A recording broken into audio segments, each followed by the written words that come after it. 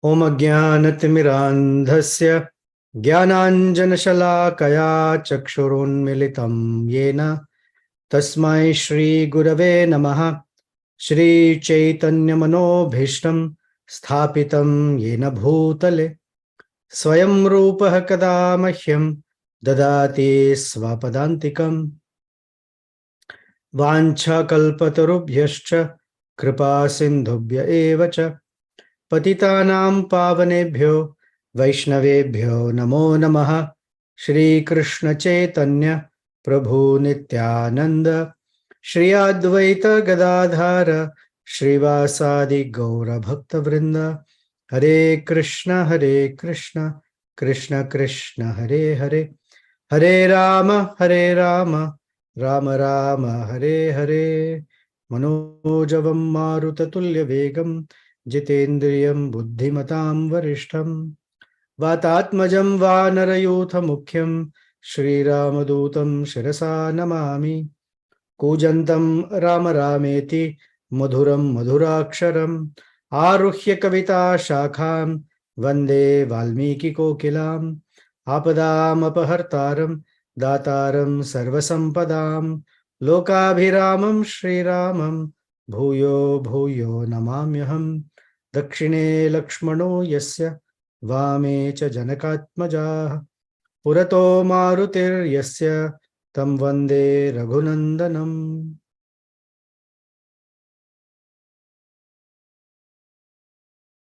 We are entering chapter 16 of Sundara Kanda. Hanumanji has seen Sita. He is convinced this is Sita Devi, both through the bodily symptoms and her character. And while he is on the one hand happy that finally, after 10 long months, Sita Devi has been spotted, when he looks at her condition of how she is in such deep sense of separation from Sri Ramachandra, and he has seen Ramachandra for 10 months. So when he considers the love that they share between the two of them, especially when he sees Sita Devi, his mind goes into the state of melancholy. And that's what we're going to hear today. Sundara Kanda is such a divine section that literally every chapter, but there are some very critical chapters that by studying those chapters, by hearing through those chapters, there are certain effects on the audience. So, for example, we finished chapter 15 last week. It is called the Sitopalamba section. That is the finding of Sita Devi. So the fact that Hanumanji found Sita Devi, and one studies this chapter or hears in Sita's glories, the benediction, it's called Phalastuti, is that any person who has suffered any losses, this chapter, by studying it, it repairs all the losses that have been suffered by a person. We did chapter 13 as well. It's called Hanuman Nirveda, where Hanuman, while searching for Sita Devi, considers, oh, I don't think I'm ever going to find Sita Devi. And he thinks about, what's the point? Let me just fast until death. And then he corrects himself. And then there is a verse about Nirveda, which we discussed. If you like, go back to that chapter and hear it. So it says that Hanuman, motivating himself, actually cures a person from all sorts of mental derangements.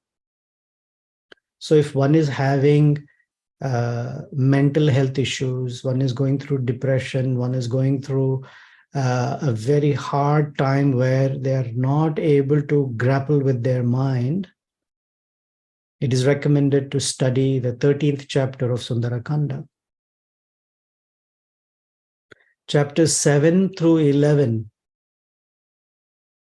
where Hanumanji is searching through the entire harem of Ravana, and he's seen the liquor, the bars, the dining area, the storage area, the treasury, the bedrooms. Then he saw all the different women from across the universe, dressed, not dressed, jeweled, not jeweled, active, intoxicated, singing, asleep. All of that, he's been examining each and every woman carefully.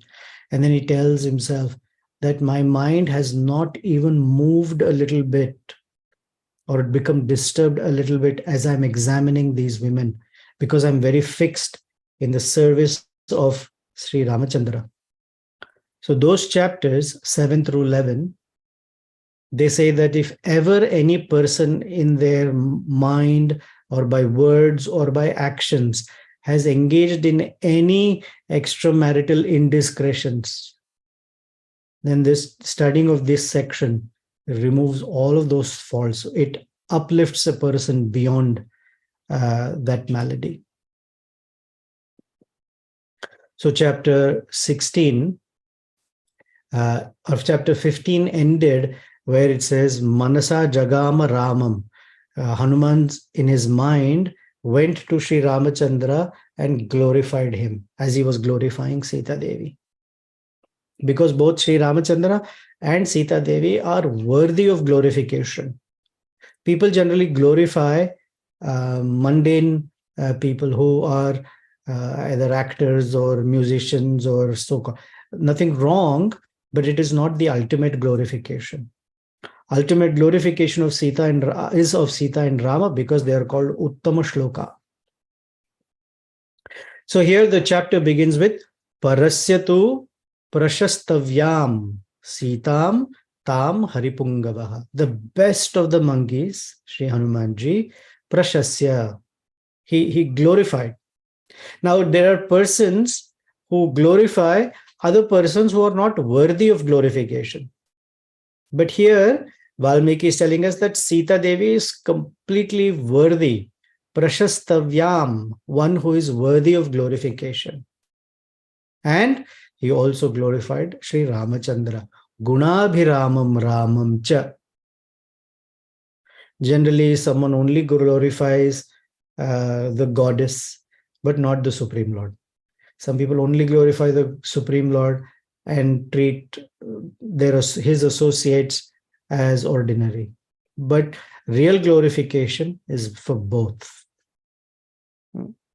So, Gunabhiramam Ramam Cha Punah Chinta Paro Abhavat. After glorifying both of them, Hanuman's mind went into the state of Chinta. So let's look at this very beautiful word, Guna Abhirama. Ramachandra is described as Guna Abhirama. The word Abhi or prefix Abhi is used almost similar to the prefix Pari. We hear in Bhagavad Gita, Pariprashna. Pariprashna. So Pariprashna means to ask questions in a complete or thorough manner. So Abhir in this case also means all-encompassing or complete. So Ramachandra is called Abhirama. Right now he's called Gunabhirama. But this Abhirama implies complete sense of happiness from all aspects. So Sri Ramachandra's personality is such that anyone, doesn't matter who they are, when they approach the lotus feet of Sri Ramachandra, they get a benediction just by approaching his lotus feet. Just the way one approaches fire, naturally they feel warmth. Sri Ramachandra is such that he benedicts the person with happiness across all dimensions, material and spiritual. whether they want happiness within their family, whether they want happiness in their profession, health, mental health. They want to feel some physical strength. They want some inspiration. They want some joy. But ultimately, the joy of service. This is who Sri Ramachandra is. There's a beautiful verse in a work called Hanuman Nataka, which is actually the Ramayana described by Hanumanji. So one of my favorite verses, I don't know many in that, I only know one verse, but it's a regular meditation because it develops one's faith in Sri Ramachandra and one's what we call Vishwasa, confidence in Sri Ramachandra. There, Hanumanji is describing the episode where Sri Ramachandra met Parashurama. And there was a little skirmish because Parashurama was angry at the Kshatriyas. And he saw Sri Ramachandra as a Kshatriya king and wanted, he had taken a vow to eliminate Kshatriya kings. But when he approached Sri Ramachandra, his powers were not effective. In fact, Sri Ramachandra had taken away. As soon as he took the bow of Vishnu from Parashurama, it is said that all of Parashurama's strength were also taken away, especially his anger. In that context, Sri Ramachandra says to Parashurama,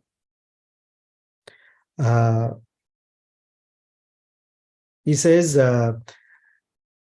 that Sri Ramachandra, he's talking about himself, does not mount an arrow on his bow twice. Dvisharam nabhisandhatte.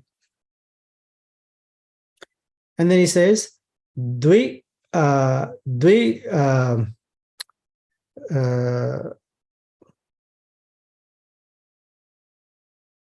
say it in English. I'm missing one word. That he does not mount his arrow on the bow twice. He does not give shelter to his devotee twice. He does not give charity twice. And he never speaks twice. Dvisharam navisandhatte. Dvirsthapayati na ashritan. Thank you. Dvirsthapayati na ashritan. Dvirdadati cha na artibhyo. Ramo dvirnabhibhashate. And the beautiful meaning is that when Ramachandra mounts an arrow on his bow once, that target will actually be met. He doesn't need a second arrow to eliminate the target. Once Ramachandra says, I have given you shelter, a person doesn't have to go back one more time and say, Ramachandra, please assure me I have your shelter. That's it. Said once, it has been accomplished. Dvir dadati na cha artibhya. Arti means one who's in distress, financial distress. One who wants something from Sri Ramachandra. Once Ramachandra gives, it is said that a person will never have the need to go back and ask. It is that much he gives. And dvirna vibhashate. Once Ramachandra speaks, that is truth, as if a line marked on the stone. He never has to speak again. That means he never corrects his word. Once he speaks, that is truth. He stays by his word. So he's called Guna Abhirama. Another meaning, that one doesn't have to think about or meditate on all the qualities of Ramachandra. Of course, it's ecstasy. Because Guna Abhirama means a collective composite of all qualities. But one doesn't have to. Even if one quality of Sri Ramachandra one can hold on to and meditate upon, then he is Abhirama. He gives complete joy and happiness. That experience even just by meditating on one quality. So Hanumanji, for a moment, he started considering the plight of Sita Devi, the pain, the agony, the separation that she's going through. And suddenly tears began rolling down his eyes. And he started thinking about Sita Devi and went into this very intense state of melancholy. The word used there is vilalapa.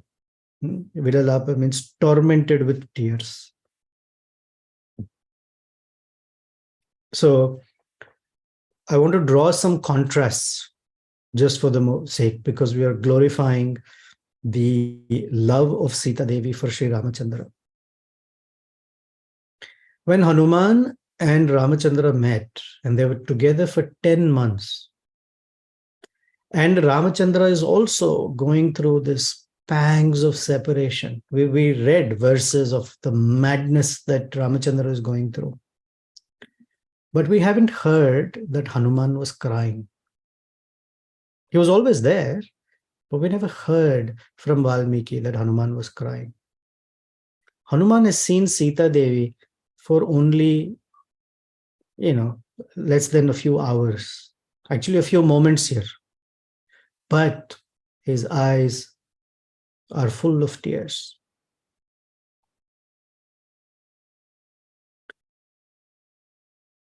What Sita Devi carries in her heart for Ramachandra is so intense that even Hanumanji, who's a very, very grammarian Pandita of Vyakarana, a very intelligent minister, a very loyal person, his heart is completely melted.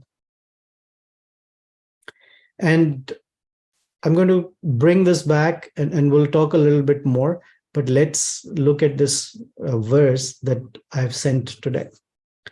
So Hanumanji considers Manya Guru Vinitasya Lakshmanasya Guru Priya Yadi Sita api Dukkharta Kalo hi Duratikramaha.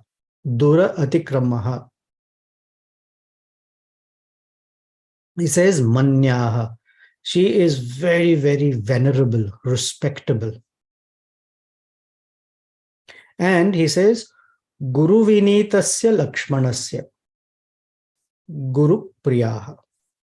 So he has to say that this Sita is very venerable because she is the beloved of Ramachandra.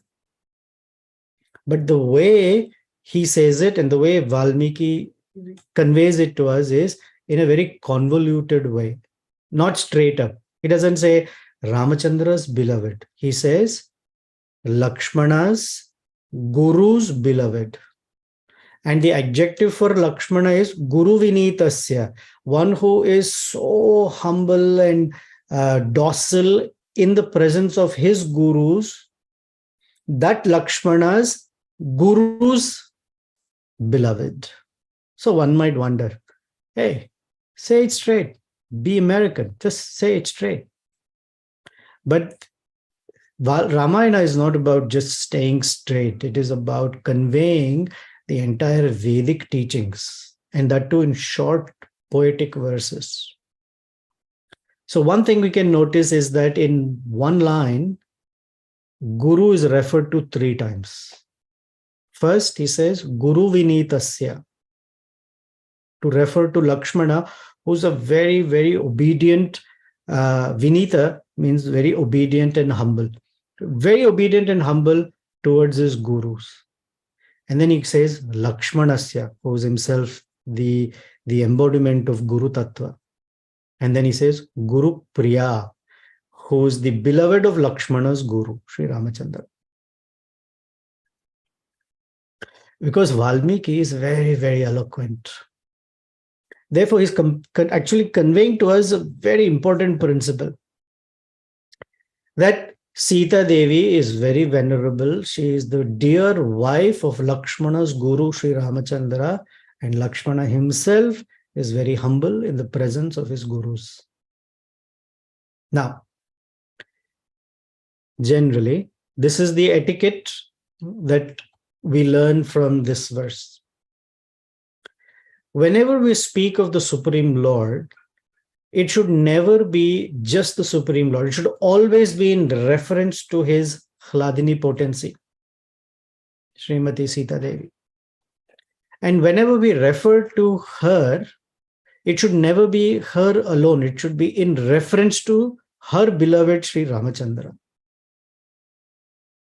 And whenever we speak of the divine couple, it should never be just them. It should be in reference to one's guru. So all three always have to be referred to.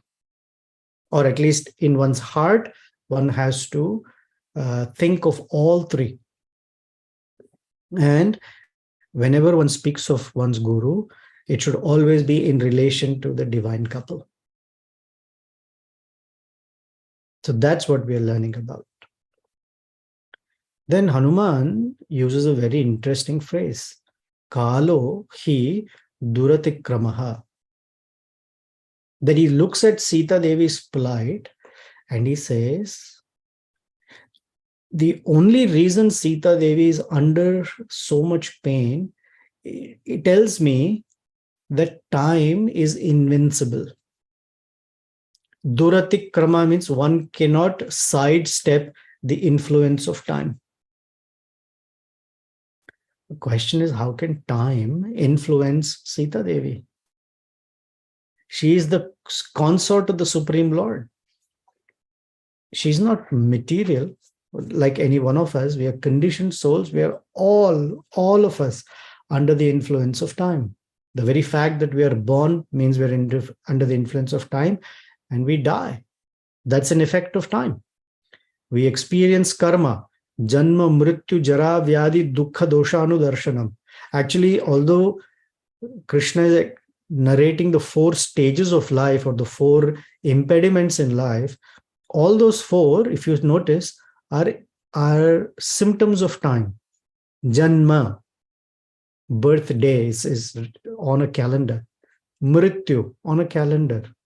Jara, old age, is the influence of time. And Vyadhi is depending upon circumstances, and we say, my bad time is going on.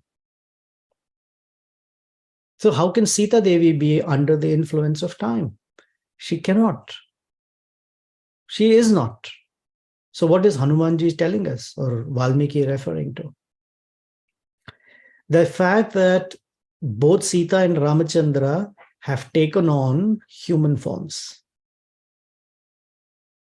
And they are teaching us conditioned souls by these pastimes, by their Leela. They are showing us, because it's sometimes easier to see than recognize when one is experiencing. Always, when one is a spectator, one has better vision than when one is a participant. For example, in our own lives, when we're going through some difficulties, it is very difficult to, one, identify what the problem is, and second, identify what the solution is. But the same person, if they are a spectator to someone else's problem, they can easily say, do this, do that, because people easily give advice. It's easier to see something when you're not in the situation. So Sita Devi and Ramachandra enact this entire conditioned soul's life so that when we see, we recognize, oh, that's my story. And my story is that I am under the influence of indomitable time. Krishna says, Mama Maya Duratyaya. I cannot cross over the influence of material energy, of which time energy is such a strong juggernaut force.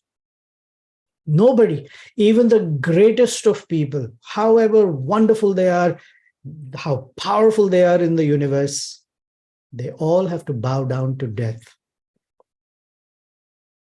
His Holiness Badrinaran Maharaj often would say this, that his father told him that the graveyard is full of indispensable people. If a person thinks, oh, I'm great, I'm indispensable, wait a while, finished.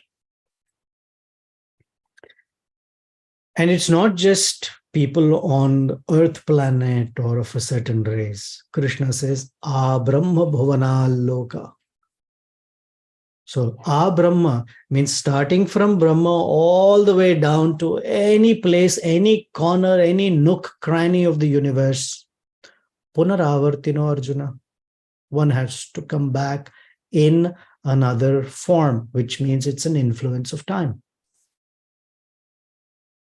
And we hear that Kalosmi, Krishna says, I am time. So Ramachandra is also the Supreme Lord whose energy time is. And so we can say that this is the Lord's Sankalpa that is working out in this way. Then Hanuman says, I'm very aware of Sita Devi's knowledge. She knows how strong and determined Ramachandra and Lakshmana are. And therefore, although she's pining and crying and in such a desolate condition, in the heart of it, she's not disturbed. She's disturbed that she's separated from Ramachandra, but she's not disturbed that she doesn't have confidence in Sri Rama.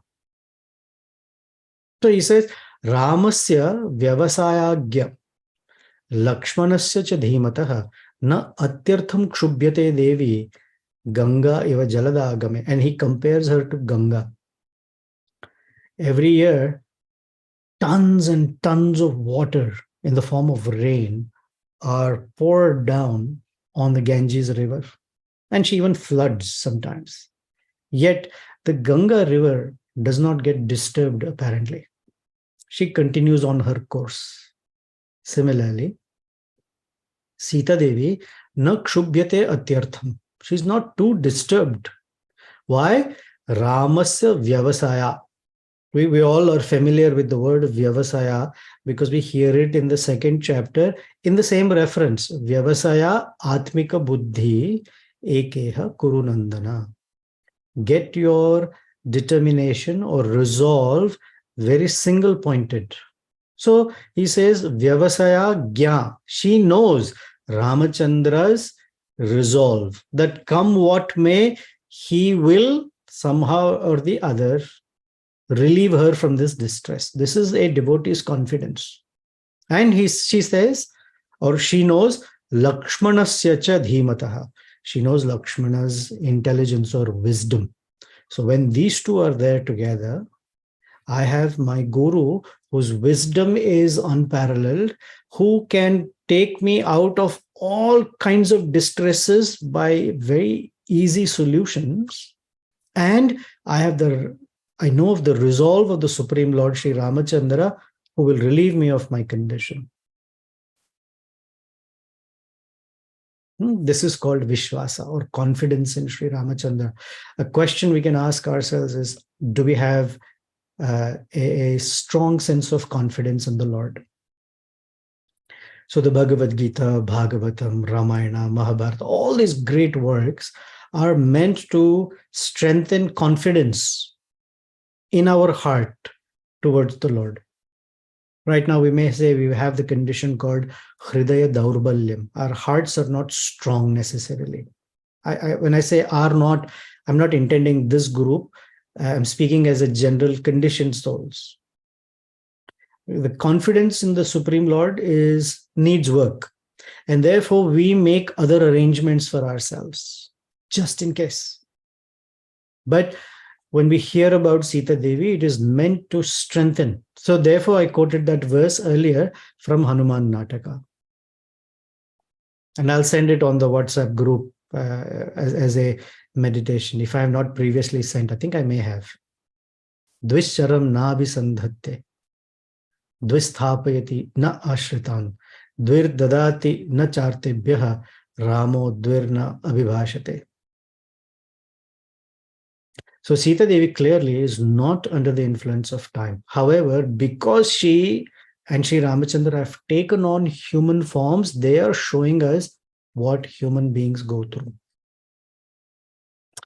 She's also showing us that if we are confident, the more we are confident of the shelter of Sri Ramachandra, time cannot influence us. So technically, there is nothing to worry about. So whenever a person is worried about something, it can be finances, health, uh, some situation with friends or relatives, whatever is the situation. This verse tells us that na kshubhyate atyartham, because she has confidence in Lakshmana, his wisdom, and Sri Ramachandra's resolve. Actually, these verses pull us out of the condition, because we have to ask ourselves who we are in relation to these two, Ramachandra and Lakshmana. We are their parts and parcels. Then Hanuman considers, oh, look at Sita Devi. Tulya Shila Vayo Vrittam. Tulya Abhijana Lakshanam. Raghavo Arhati Vaidehim. Tam cha iyam asitekshana. He says Tulya. Tulya means comparable. Or, comparable, equal. One of our god sisters' name is Atulya Devi Dasi, because Srimati Radharani is incomparable. Tulya, so what is comparable and or equal or of matching? Sheila. Look at her character. And look at Ramachandra's. They match perfectly. Vayaha, that they are perfect match for each other as far as their age compatibility is concerned. It doesn't mean they have equal. They're compatible. Vrittam, their conduct, their behaviors, the way they follow their movements of their body and mind and words, perfect match for each other. And Tulya Abhijana Lakshana, look at the family she comes from, and look at the family he comes from. Now one may say, oh, I don't come from such families. All right. But we may be part of a fantastic disciplic succession. So all of those acharyas in our parampara are our abhijanas. And therefore he says, Raghavo arhati vaidehim. Ramachandra deserves Sita Devi. And tamcha iyam asitekshana. And she deserves him. In this verse, the choice of words is fantastic. He says, Raghavo arhati vaidehim. He doesn't say Ramo arhati Sitam. Because Abhijana Lakshana, their families are referred to, their characters are referred to, their qualities are referred to, then their lineage is what is considered. Raghavo, he comes from the line of Raghu. Vaidehim, she comes from the lineage of the great king of Videha. A person's identity and character is built by the lineage they follow. So we are Gaudiya Vaishnavas. I am, and many of us here are. Or we may belong to some other parampara.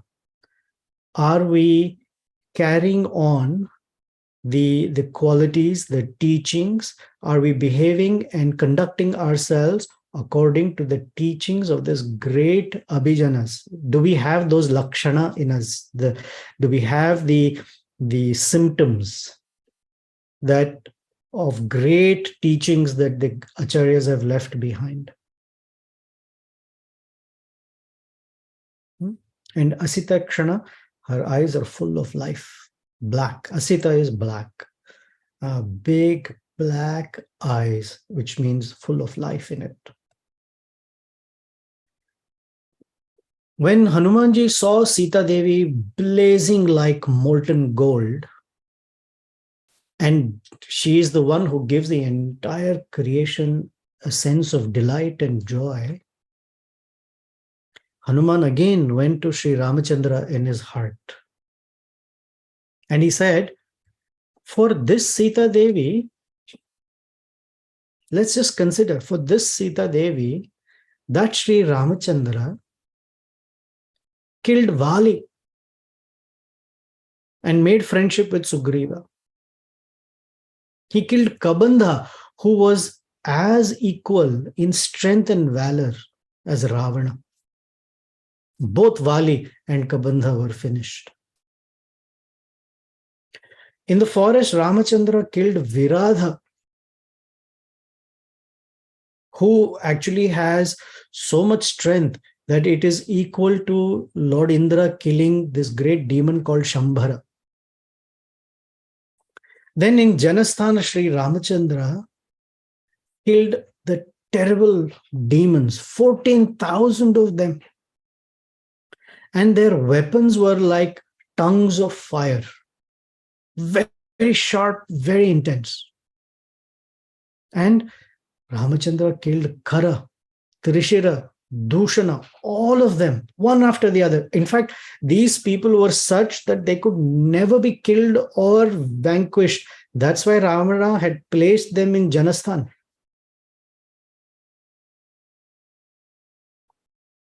For this Sita Devi, Ramachandra made friendship with Sugriva and made sure that Sugriva becomes king. And Sugriva was worshipped by all the monkeys. For her sake, Ramachandra has impelled me to jump across the ocean. For her sake, Ramachandra has made me explore the entire region of Lanka. Actually, for Sita's sake, if Ramachandra turns the entire universe upside down, in my opinion, it's not enough. It's worthy. She is such a person that it is worthy for Ramachandra to do all of this. So this is verse 13. Yadi Ramah samudrantam medinim parivartayet asyaha krite jagatchapi yuktam iti eva me matihi. This is my opinion. Krishna says, right? Eva mati. This is my opinion. He says, my opinion, yuktam iti. It is perfect. I consider it completely justifiable.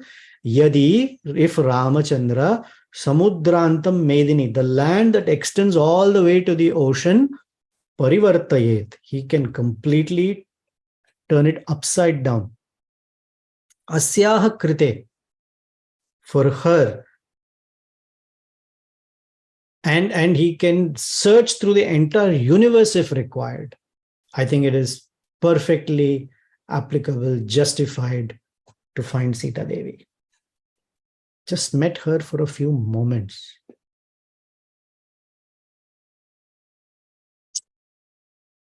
The considerations of Hanuman is because we'll go to the commentary of Sri Pillai Lokacharya. I'm going to embellish with my own words, but you get the spirit of it. Ramachandra and Lakshmana met Hanumanji at Pampa Sarovara when both of them, especially Ramachandra, was tormented by separation from Sita Devi. That's when Hanuman met him. And he made friendship with Sugriva. And when Ramachandra would cry for Sita Devi, it is Sugriva who tapped Ramachandra on the shoulder and said, my dear friend, you come from such a great lineage of great kings. As far as I'm concerned, I'm only a Vanara.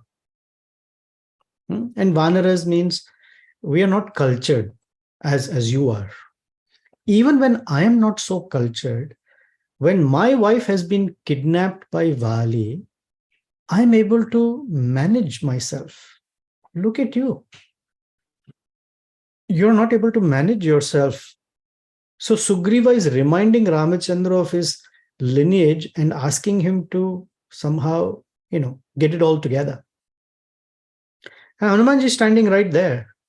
Now Sugriva is a grihastha. He knows the pain of separation. He knows what it means to be with his wife. Hanuman is a brahmachari. He has no experience of this kind of, I'm going to call lust, because we are referring to Sugriva. He's a conditioned soul. He needs the happiness, supposedly, of being with his wife. Now, Hanuman's a brahmachari. He's been considering all this. That even if Sugriva, who has this, is saying, Ramachandra, get it all together, for Hanuman it's very difficult. He's thinking, what is this? He is the prince of Ayodhya. His father has 300 queens. If he wants, he can get a queen from anywhere. Number one. Second, why? Why so much crying and this sense of separation and madness and swooning for a wife? Come on. Not yet. Hanumanji jumped across and searched as a brahmachari until he met Sita Devi. Once he saw her, not just bodily beauty, that of course is there, but her character. And in this verse, as we're saying, that they are a perfect match. And Hanumanji's consideration is, if the entire universe is turned upside down also, is perfectly justified.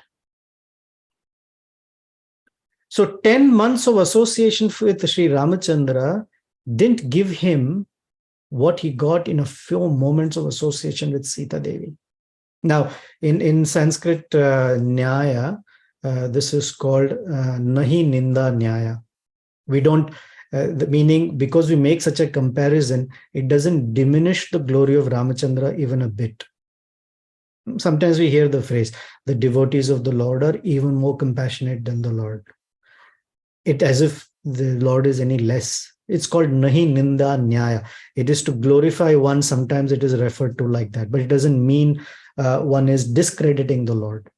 But the power of Sita Devi, this is why the purpose of saying this is the confidence we have, because we recite the Hare Krishna, Hare Rama. We always go first to the energy, the Shakti of the Lord, Hara, and seek her mercy to approach her beloved Krishna or Sri Ramachandra. And for Hanuman, his devotional service, according to Pillai Lokacharya, has actually begun after he met Sita Devi. Until he met her, he was a very loyal, extremely loyal person. He was very learned. That's how Ramachandra says, Nunam Vyakaranam Kritshnam Anena Bahuda Shrutam. Very learned, extremely intelligent, very capable, and has great affection for Ramachandra. But love or bhakti really sprouted when he met Sita Devi, according to this Acharya. Up until then, he's going as Ramasya Dutam. He's going as Ramachandra's messenger. In a few chapters, when Ravana's Rakshasas will capture him, they ask him, who are you? And mark my words, when we come to that verse, we will see he says, Ramasya Dasa. I am the servant of Ram. From Duta, he became Dasa. And that is Sita Devi's contribution. So unless we connect with, we fall at Sita Devi's feet, the entire love that Ramachandra can pour upon us doesn't come yet if we go directly to him, unless we go through his devotees. And then he says, Iyam sa dharmashilasya janakasya mahatmanaha. This Sita Devi, who's the daughter of the king of Mithila, she has such great resolve and determination for her husband. Bhartar Dridhavrata. Earlier he said, oh, this is the influence of time, right? But now we hear Valmiki telling us all the reasons why Sita is not under the influence of time. How did Sita Devi appear in this world? not biologically, which by gestation is a function of time. Mother and father get together, the seed is given, it takes 9 months or 10 months of gestation, and then the child is born. But that's not how Sita was born. In fact, Sita was not even born. She appeared. She appeared on her own. Therefore, the word used in this verse 16 is Uttitha Medinim. She arose from the earth. So it's an act of her own volition. And she says, and Hanuman says, she is the eldest daughter-in-law of King Dasharatha, who has never turned back in battle. And she is the wife of Ramachandra, the one great person. So Sita Devi is a very special personality. Yet, this is the Sita Devi who gave up all sense of bhoga, enjoyment, royalty, everything, just to follow her husband. That's her love for him. Sarvan bhogan parityaja bhartr sneha balat krita. Her strength was her love for her husband, and she followed him. And achintayitva dukkhani parivrishta nirjanam vanam. Achintayatva. She didn't even think about all the distresses of living in a forest and just quietly followed him. What has she been eating? Last 10 months, she's not been eating at all. But for the last 13 years, samtushta phala mulena. She just ate some roots and fruits. Was she unhappy? Fruit, Ekadashi. No, samtushta. Completely happy. And Bhartru Sushrushana Para. She served him wonderfully. Ya Param Bhajate Pritim Vane Api Bhavane Yatha. She enjoyed in the forest with him as if she was living in a royal palace. That Sita, today when I see her suffering, I'm not able to bear myself.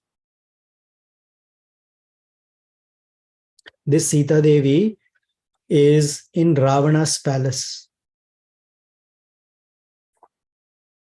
Yet she's like a person who's thirsty when water is available everywhere. Why? Because her thirst will not be fulfilled by this kind of water. So Hanumanji jumped across a great ocean of salt water, but he could not cross the ocean of nectar of love. So he fell in that and he's swimming in that ocean. Bhakti Rasa Amrita Sindhu. That ocean he cannot cross. In fact, he doesn't want to cross. He's enjoying in that ocean completely. And he says, Sita Devi will come back to Sri Ramachandra. I am very sure of it. And the only reason Sita is even alive, she's keeping her body and soul together because of the desire to meet Sri Ramachandra. This is a great lesson. In fact, go verse by verse, we will never complete Sundara Kanda. This is a strength giver and purpose. What are we in this world? We may find ourselves being pulled by the urge to get more money, get more knowledge, get better position. And to live in this world, all those are necessary, but they're not sufficient.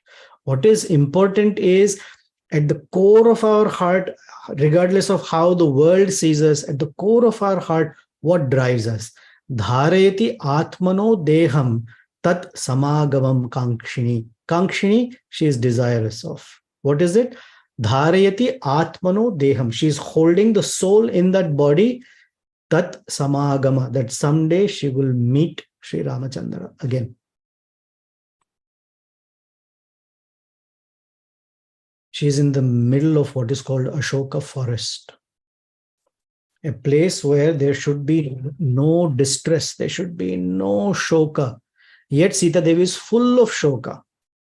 And Hanuman saying that, she says, Na esha pashyati rakshasyo. She's not even worried about the Rakshas. She's not looking at them.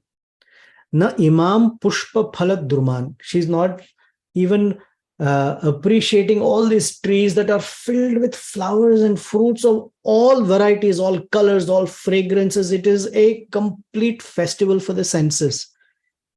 Not interested. Ekastha hridaya nunam ramam eva anupashyati. With a single focused heart, she's only meditating on Sri Ramachandra. Wow, what love, what love. And in her heart, she's thinking that for me, my greatest jewelry, my greatest adornment is the company of my husband. Without Sri Ramachandra, I will not look charming. Bharta nama param narya bhushanam bhushanadapi. Esha hi rahita tena shobhana arha na shobhate. For her, not being with her husband Sri Ramachandra is the greatest bereft of any decoration. The best decoration is to be with Ramachandra. In his presence, she is fully charming and decorated per se. Then Hanuman says, Dushkaram kurute Ramo. Hino yad anaya prabhu dharyati atmano deham no dukkhena avasidati. Earlier he said, Dharyati atmano deham. Sita Devi is somehow holding her life breath because she has the desire to meet him. Somehow Ramachandra is holding his soul in his body. Dharyati atmano deham. How? Dushkaram gurute. Actually, any person should die in this separation. Ramachandra is somehow done something that is impossible to be done by anybody. This is the verse on which Pillai Lokacharya gives that commentary that I referred to earlier, thanks to Gaurachandra Prabhu, who sent me some details. This verse, Dushkaram kurute Ramaha, hino yadanaya Prabhu. He has done the most impossible task. A person who has Sita Devi as his wife and consort in separation should not be alive. How is he even alive?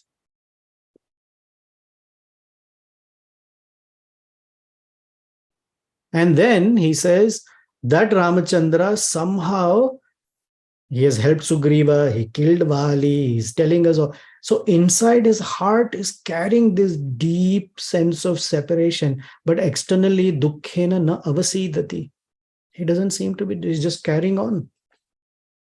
And then he says, when I look at this Sita Devi, who has beautiful black hair and eyes like the petals of a 1,000-petaled lotus, one who is deserving of all happiness, sukha arham, dukhitam gyatva, mama api vyatitam, my heart is in complete distress.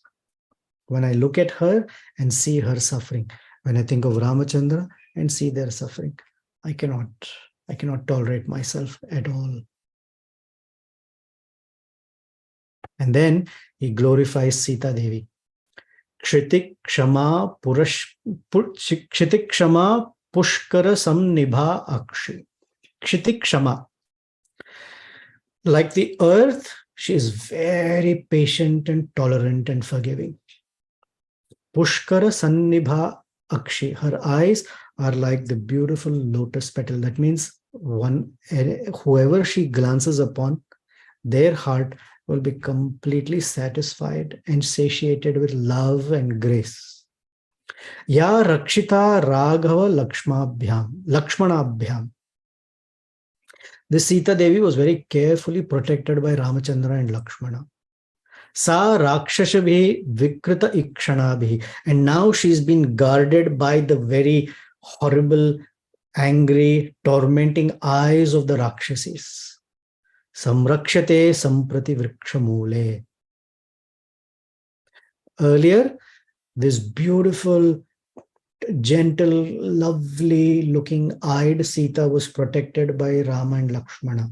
Now she's being guarded or protected by very horrible Rakshasis under the or at the root of a great tree. Samprati Vrakshamule. Samprati is the same tree that he's also on.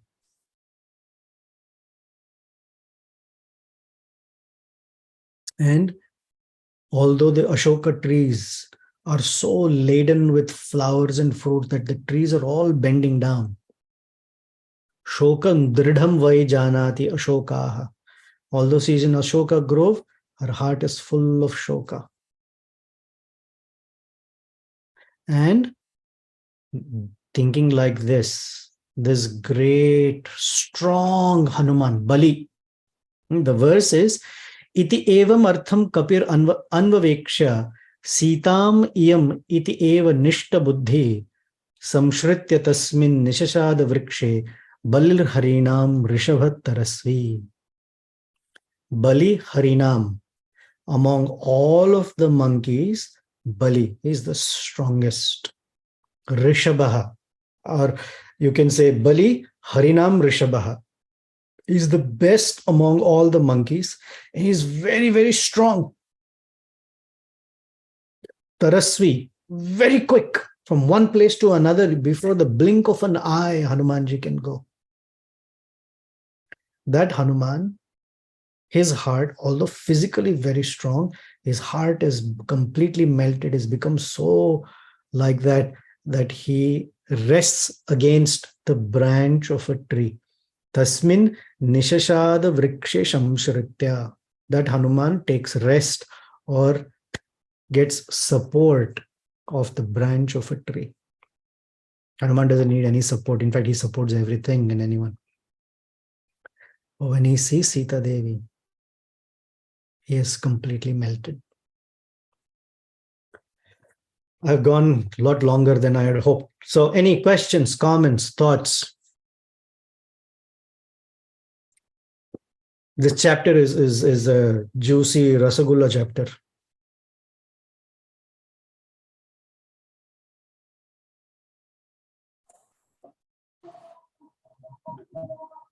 Hare Krishna Prabhuji, this is Nritya Gaurangadas. Thank you. This is Nritya Gaurangadas. Oh, Nitya Gauranga Prabhu. Hare Krishna. Yeah, Hare Krishna. Then towards Pranam. Thank you, Prabhu, for sharing the wonderful nectar. So, I didn't understand this part where Sugriva conversation with Lord Rama saying that you are from a cultured thing. I am not a cultured person, whereas I was able to tolerate when my wife was taken away by Vali, but then how come you're not able to tolerate? So can you elaborate on that? I mean, yeah, I mean, you can go back to Kishkinda Kanda and we went through a whole detail on it, but quickly I can summarize. Sugriva, as a conditioned person, has lust. He has sexual energy in him. And his separation from his wife, he thinks is the same of Ramachandra's separation from Sita Devi. And so he says, I'm just a Vanara. If I'm able to somehow control myself, you belong to such a great lineage. Come on. Because he thinks it's the same or very similar. It's not. Because we see after, as soon as he got Tara and Roma, he completely forgot everything. He became completely intoxicated and frivolously wallowing and enjoying like anything the exploits of being in the kingdom and getting Roma back and Tara back. Not the same. So he thought, in this world, people sometimes say, oh, that Ramachandra, supposedly God, cried for his wife like anything. I don't cry for my wife. I'm stronger than Ramachandra. One, the love between those two is not the same as the love between any two human beings per se in this world. Plus, it's not lust or sexual or material. Let's put it that way. It's not material love.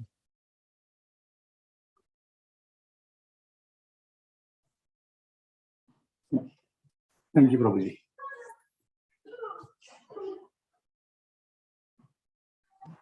Hare Krishna, Prabhuji, Veda here. Veda, Hare Krishna. So I had a question. I know you said one can approach Ramachandra by falling on Sita's feet Yeah. or through his disciples. Are both one and the same? Not necessarily. I mean, in one sense, you can generalize by saying we approach the Supreme Lord through his devotees. Okay. So that's the principle. Yet we chant Hare Krishna, meaning everything and everyone has to, I'm using the word has to, or ideally recommended, that the best approach to the Lord is when she directs or she indicates to Sri Ramachandra, please give such and such person your mercy. There is a wonderful observation by the Acharyas who comment on Sri Ramayana, that wherever Sita Devi is present, you won't see anyone being killed. Only in Sita's absence, killing happens. Because wherever Sita Devi is there, even the offenders are forgiven. The crow coming up, she's going to tell him a story. She's going to tell Hanuman this situation, an incident. That crow attacked Sita Devi's bosom. Ramachandra released a Brahmastra. But the crow did not die because the crow came running and fell at Sita Devi's feet. So the Brahmastra did not kill that bird. Hanumanji wanted to kill all of, he's coming up later, he wants to kill all of the Rakshasis around. Sita Devi says, no, I'm here to release them and give them my mercy. So they were not killed.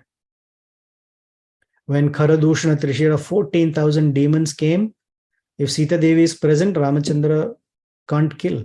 Not can't as an inability, that her compassion is very overpowering. So he asks Lakshmana to take Sita Devi into the cave, and then he kills. Of course, there are other reasons for it, but her presence is always forgiving. That's why Hanuman says, Kshitik Kshama. She is very forgiving, tolerating, and forbearing like Mother Earth. When Lakshmana wanted to go to the forest, now one might say, Ramachandra and Lakshmana, since their childhood, have been together, inseparable.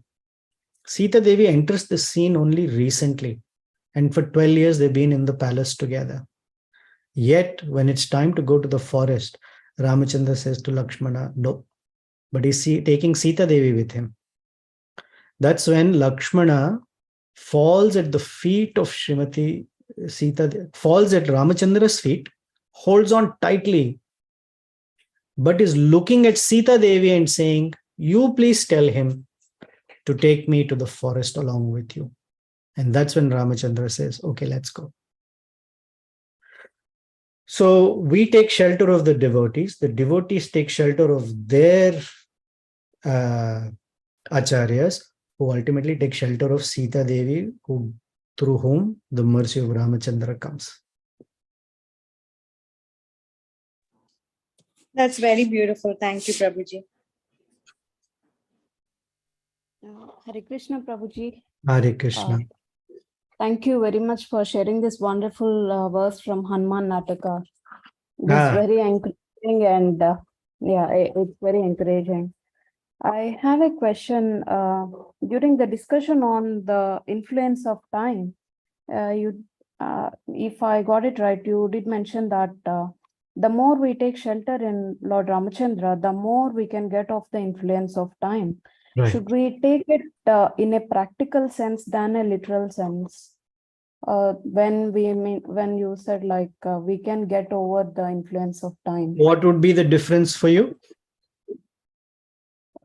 Because in a literal sense, it is a bit hard to understand, but maybe in a practical sense, it is kind of like making sense of Give what me, even.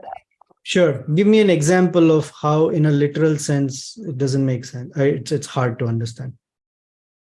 Okay, when I take the context where you mentioned about Sita Devi, it makes more sense, both practical and literal way, because of what she has been going through and her desire to see Lord Ramachandra again.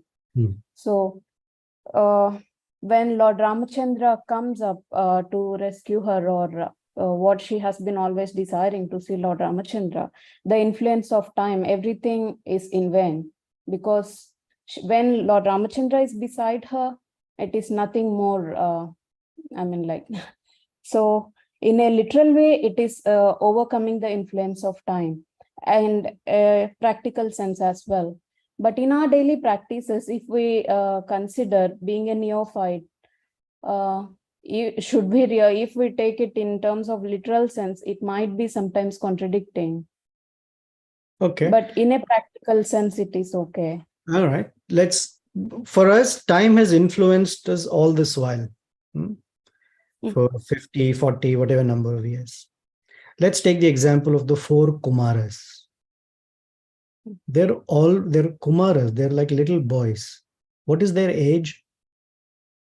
They're as old as the day of Brahma, or perhaps even older. But their body does not get emaciated at all. So literally, time is not influencing them. Take the Chiranjeevas, Markandeya Rishi. If you hear the story of Markandeya Rishi, we don't have the time for it now. He was cursed to die as a young boy. Not cursed. The benediction of Lord Shiva was, as a boy, he will die. But he became such a wonderful devotee of Lord Shiva that even Yamaraj Yamaraj personally came to take this boy, Markandeya. But Lord Shiva intervened. And not only did the boy did not die, Lord Shiva gave him a blessing that you will live as long as the entire day of Lord Brahma. So he's Chiranjeevi.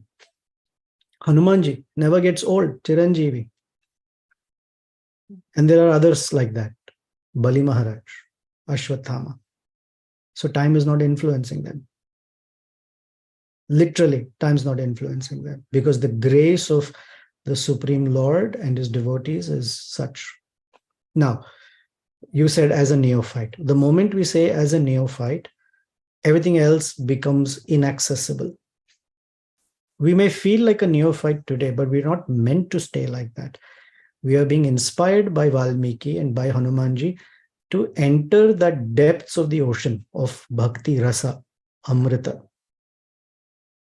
And we will see how time will not influence.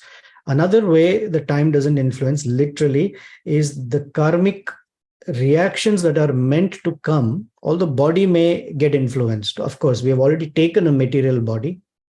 So this body may become jirna.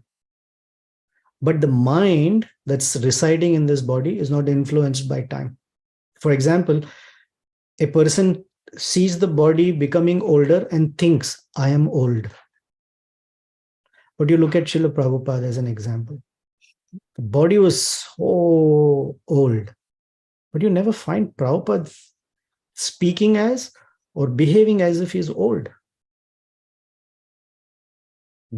So the body can go through, but we are not this body anyway. So we never go, but we think I'm under the influence of time because we think of I am the body. No, that's literal actually. The karmic reactions that are meant to come by the power of bhakti, karmani nirdahati kintu bhakti bhajam. Nirdahati, it completely burns away one's karma because of bhakti. Otherwise, everybody is under the influence of karma. Only bhakti can burn it away. So literally time doesn't affect as well. And figuratively, on a day-to-day basis, time expands. depending upon what activity one is performing or it contracts. Bhaktivinoda Thakur wrote so many books. Bhakti Siddhanta wrote so many books, chanted so much. Prabhupada traveled all over the world from 70 to 80 years of age. That's in 10 or 11 years. And he did what a young 20-year-old cannot accomplish. Time was not influencing. So both practical and literal is true. We may say, oh, I am neophyte, then it becomes inaccessible. But we carry that confidence. It may not be today, but I have great hope in the mercy of Sita Devi, in the mercy of Sri Ramachandra and their devotees, that I will also want to be relieved of the influence of time. Okay? Swarna Sita? Yes, Prabhuji. Yes, Prabhuji. Thank you very much. Thank you. Good.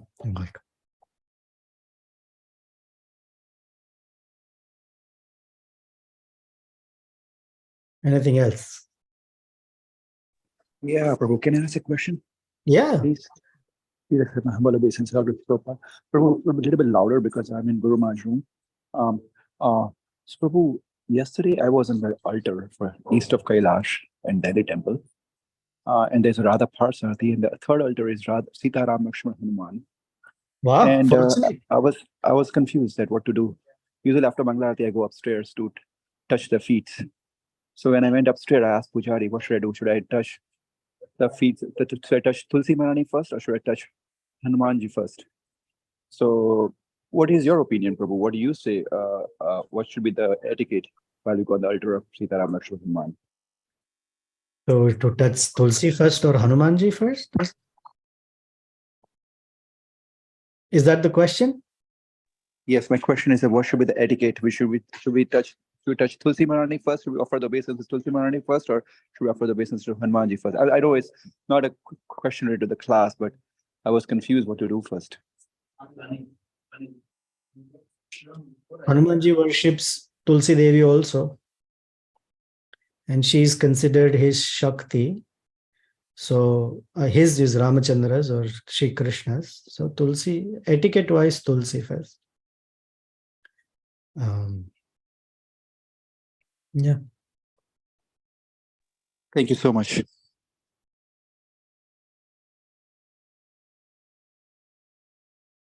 All right. Anything else? Hi Krishna Prabhu. Hare Krishna. Thank you for taking us through what Hanuman is thinking while he's watching Sita Devi. Few instances that you were mentioning, I was thinking chronology wise, Hanuman is in the storyline only from Sundara Kanda. Kishkinda. But how does he know that Ramachandra killed Kabanda? Meaning the pastimes that happened before Kishkinda Kanda, he is looked like he's also thinking of those pastimes. So how does he know about those? Meaning on a broader level, he's Chiranjeeva, so he has been there. But from the perspective of storyline, how to understand that he knows something that happened previously? When they first met, Ramachandra and Lakshmana, and they met Hanumanji, so Lakshmana introduces, this is the son of Dasharat Maharaj, Sri Ramachandra, and his brother. And then he gives a summary of how they've reached Kishkinda. At that time, he says, Kabandha mentioned that we should come here. And when they meet Sugriva, there is this whole discussion how Ramachandra, he explains how we came into the forest because of Kaikeyi's situation. Then we lived there. All of that is narrated. So he knows. He has heard it from Ramachandra and Lakshmana.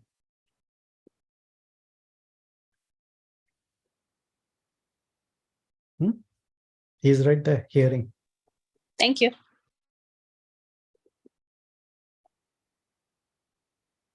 What time is it? Whoa, 9:44. Okay. Should we stop? Everyone swimming in the ocean? Of course, I'm not, and Stira, it's not me narrating, it's Valmiki's writing. I'm struggling to read the Sanskrit, but that's what it is. We're just very tiny, small, standing in front of this massive ocean that is millions of times bigger than Pacific Ocean, but we're only at the most wetting our toes a little bit and relishing it. Okay, until then, we wait eagerly to see what Hanumanji does after this. Actually, the Rakshasis and Ravana are going to enter the scene very soon. So we'll see what conversation is coming up. Until then, may that Sita Devi, who has immense love for Sri Ramachandra, and that Sri Ramachandra, who has immense love for Sita Devi, and immense love for all of us who are all sitting in some Lanka of the body. And somewhere there is a tiny spark that is crying for him. We're very grateful for the wonderful Hanumans, our gurus, who somehow found us, made some connection with the Lord, and we have great hope and desire to be united with Sri Ramachandra, Sita Devi, Lakshmana, Bharata, Shatrughna, and all the wonderful associates of these personalities. We are greatly hopeful. We are aspiring on a day-to-day basis. We are challenged. We may get slapped in the face, but we somehow keep our resolve, somehow turn in the direction of these wonderful persons and keep that hope burning alive, so that sometime in this life, next life, whichever life, we get the unending grace of Sri Sita, Rama, Lakshmana, and Hanuman. Jai Srila Prabhupada ki Jai. Okay.